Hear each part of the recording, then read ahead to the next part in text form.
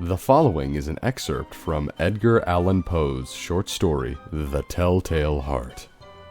What, you think I would just cover Edgar Allan Poe once and leave it at that? No. He's far too important to the history of horror short stories. The story follows an extremely calculated murder of an innocent old man, which the narrator is responsible for. The short story is told entirely from his perspective as he both recounts the murder, but eventually cracks under the loss of his own sanity as he keeps hearing the thump of the dead man's heart from underneath his floorboards. This one's quite a short read, so I suggest anybody to just go out there and read it, but here is my favorite excerpt from the short story, read to you by yours truly. Enjoy The Telltale Heart.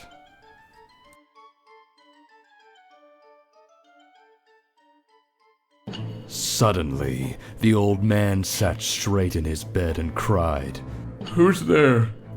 I stood quite still. For a whole hour I did not move, nor did I hear him again lie down in his bed. He just sat there, listening.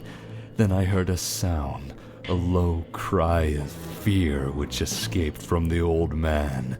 Now I knew that he was sitting up in his bed, filled with fear. I knew that he knew that I was there. He did not see me there. He could not hear me there. He felt me there. Now he knew that death was standing there.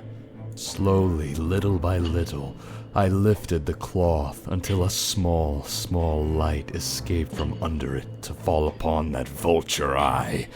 It was open, wide open, and my anger increased as it looked straight at me. I could not see the old man's face, only that eye, that hard blue eye, and the blood in my body became like ice. Have I not told you that my hearing had become unusually strong?